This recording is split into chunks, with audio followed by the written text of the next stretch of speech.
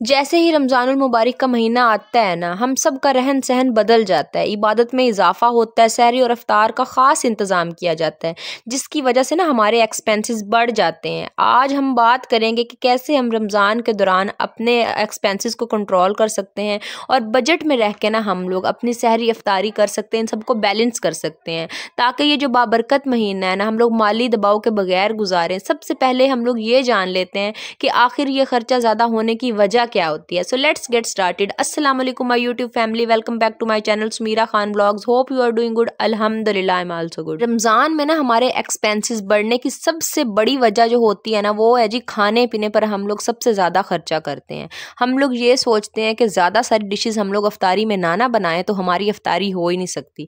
नहीं भाई, इस पर आप लोगों ने कंट्रोल करना है। हम लोग खसूसी तवज्जो देते हैं कि हम लोग अफ्तारियों को बहुत ज़्यादा इंतज़ाम करते हैं, बहुत ज़्यादा मखसूस खाने बनाते हैं, एक से ज़्यादा चीज़ों का हम लोग इंतज़ाम करते हैं। आम दिनों में हम लोग ये सब काम नहीं कर रहे होते, जिसकी वजह से हमारे एक्सपेंसेस ज़्यादा बढ़ जाते हैं और हमारा बजट है ना वो आउट ऑफ कंट्रोल हो जाता है।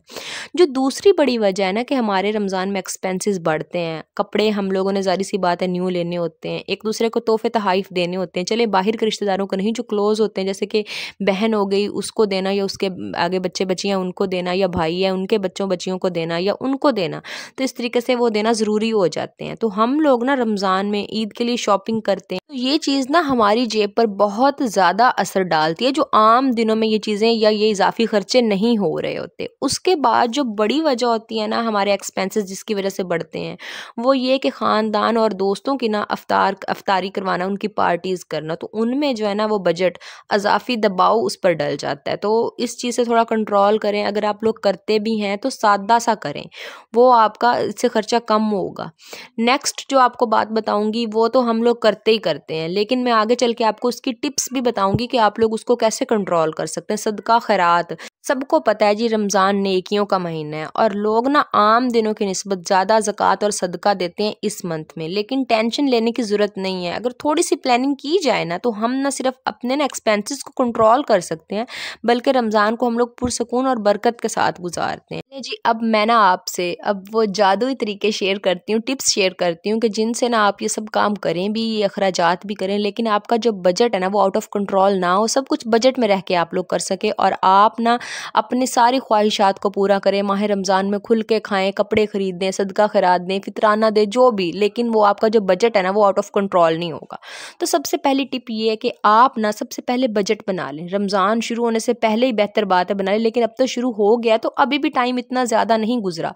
आप लोग अभी से ना आप बजट एक बना लें, एक लिस्ट बना लें बजट। ये ना आप लोग अपनी सैलरी के हिसाब से बनाएं बजट। अब मैं आपको मखसूस नहीं बता सकती कि जैसे कि अब हमारे घर में कितनी एक मंथ की सैलरी या कितना मतलब पैसा आता है जो हम लोग बजट बनाते हैं। ये आपने अपने हिसाब से बनाना है कि आप लोगों के खाने पीने पे कितने पैसे लगते हैं, कपड़ा हो गया उन पे कितने लगते हैं, सदका खैरात आप लोग देते हैं उस पर कितने पैसे लगते हैं। आपने ये खुद से हिसाब लगाना है। आप अपने ना हिसाब से इन एक्सपेंसेस की एक लिस्ट बना लें। सहरी, अफ्तार और फितराना, सदका खैरात और ईद की शॉपिंग के लिए अलहदा से बजट बनाएं। ये भी आप सोचें कि हर चीज़ पर कितना खर्चा करना और किस हद तक आप लोगों ने जाना है, उस हद से आगे आप लोगों ने नहीं गुजरना। अच्छा, हम जब शॉपिंग करते हैं ना, फिर सोचते ही नहीं है कि क्या ज़रूरी है और क्या ज़रूरत नहीं है। हम लोग बिला वजह चीज़ें खरीदते रहते हैं। तो दूसरी टिप आप लोगों के लिए ये है कि जब भी आप लोग शॉपिंग करते हैं ना, तो ये ज़रूर सोचें कि क्या चीज़ अज़ाफ़ी है या किस चीज़ की ज़रूरत है।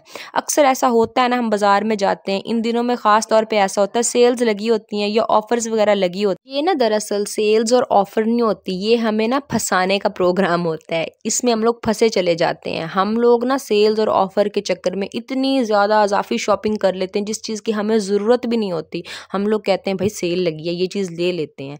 तो ना आप लोगों ने अपनी इस हैबिट पे सबसे ज़्यादा कंट्रोल करना है। सेल्स का क्या है, वो तो बाद में भी लग सकती हैं, वैसे भी अगर वो चीज़ अज़ाफ़ी है तो आपके घर में आके वैसे ही रखी जानी, क्योंकि आपको तो उसकी ज़रूरत ही नहीं है। तो बेहतर ये है कि आप लोग इस चीज़ को कंट्रोल करें, क्योंकि ऑलरेडी इस मंथ में हमारा जो खर्चा है ना वो ज़्यादा हो रहा होता है पहले की निस्बत। तो आप लोग अगर इसको और ज़्यादा मज़ीद बढ़ा देंगे तो फिर आप मुश्किलात भी आपके लिए ही बढ़ जाएंगी।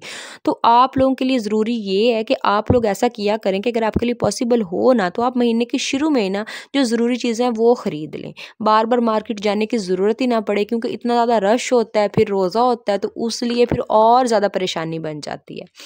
नेक्स्ट टिप आपको ये दूंगी कि रोज़ाना ना आप लोग महंगे और फैंसी इफ्तार का इंतज़ाम मत किया करें। ये ज़रूरी नहीं है, मैं आपको पहले भी अपनी वीडियोज़ में कई बार बता चुकी हूँ कि ये ज़रूरी नहीं है कि बहुत ज़्यादा डिशेज़ का इंतज़ाम किया जाए, समोसे पकौड़ों का होना भी ज़रूरी नहीं है और दूसरी चीज़ों का भी होना ज़रूरी नहीं है। जस्ट थोड़ा सा फ्रूट हो, पीने के लिए पानी हो, चाहे सादा ही क्यों ना हो, उसमें रूह अफ़ज़ा आप मिला सकते हैं, नींबू ले लें, उसकी आप शिकंजी बना लें, वो पी सकते हैं। तो ये चीज़ें थोड़ी सस्ती होती हैं, ज़रूरी नहीं कि महंगे इफ्तार का आप लोगों ने इंतज़ाम करना है। सादा खाना आप लोग खा लें, घर का बना हुआ खाना खा लें, जो आपको सेहत भी प्रोवाइड करता है और ना आपका खाना भी सादा और आपके बजट पे भी ना कोई असर नहीं होगा। बाहर से इफ्तार ना ख़रीदें, घर पर इफ्तारी का इंतज़ाम करें, इससे आपके पैसे भी बचेंगे और आपकी सेहत भी बरकरार रहेगी। नेक्स्ट टिप आपको दूंगी, अफ्तार पार्टीज़ को सादा रखें। आप लोग अफ्तार पार्टीज़ करना चाहते हैं तो करें, लेकिन उसको सादा रखें ताकि ना आपका ज़्यादा ख़र्चा ना हो। अगर आपने अफ्तारी करवानी है तो उन बच्चों या बच्चियों की करवाएं जो यतीम हैं, मदरसे के हैं, या जिनको लगता है बजाय ये कि रिलेटिव्स की आप लोग पार्टियाँ करवाते रहें। ठीक है, अगर आपके पास अज़ाफ़ी पैसे हैं तो आप लोग करवाएं, ये भी एक गैदरिंग का बहाना होता है। लेकिन अगर नहीं है तो मुश्किल से जब बंदे का घर का गुजारा हो रहा हो तो ये पार्टियाँ हम लोग अफोर्ड नहीं कर सकते।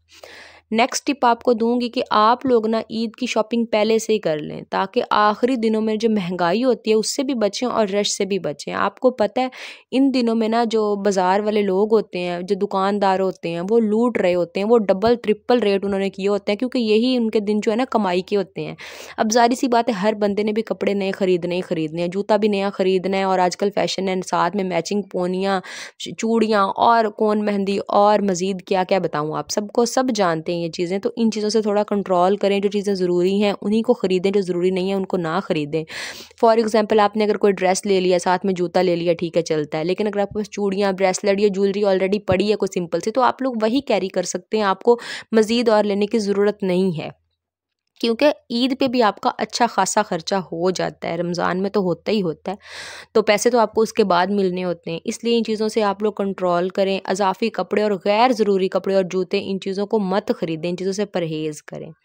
नेक्स्ट टिप आपको दूंगी कि हम लोग माह रमज़ान में वज़ू करते हैं ना, तो इतना सारा पानी हम लोग मोटर चलाए रखते हैं, ताज़ा पानी निकालते हैं, उसके लिए हम लोग इतना सारा पानी वेस्ट करते हैं। आप लोगों ने ऐसा नहीं करना, इसको कंट्रोल करना है। जो घर में गैर ज़रूरी आपकी लाइट्स वगैरह चल रही होती हैं उनको भी बंद रखें, क्योंकि आगे गर्मी आ रही है, जो बिल होते हैं वो डबल से ट्रिपल हो जाएंगे। पहले तो सर्दी थी ना तो इतना बिल नहीं आ रहा था, अब गर्मी में और ज़्यादा आएगा, तो आपने इस चीज़ को भी कंट्रोल में करना है। ठीक है, रमज़ान में बजट को ना कंट्रोल करने के ये चंद आसान मगर मौसर तरीके हैं। अगर आप इनको फॉलो करेंगी ना तो आपका जो बजट है ना वो कंट्रोल में रहेगा और आपकी ज़िंदगी सुकून में आ जाएगी। जो आपको ना दिमागी तौर पे टेंशन और स्ट्रेस होती है वो भी नहीं होगी। ये याद ज़रूर रखें कि रमज़ान का असल मकसद सादगी, इबादत और कुर्बे इलाही है, ना कि ना गैर ज़रूरी अखराजात। उम्मीद है कि आज की वीडियो आपके लिए काफ़ी हेल्पफुल हुई होगी। अगर वीडियो पसंद आई है तो इसको लाइक करें, शेयर करें और सब्सक्राइब करें। मिलते हैं नेक्स्ट वीडियो में, तब तक के लिए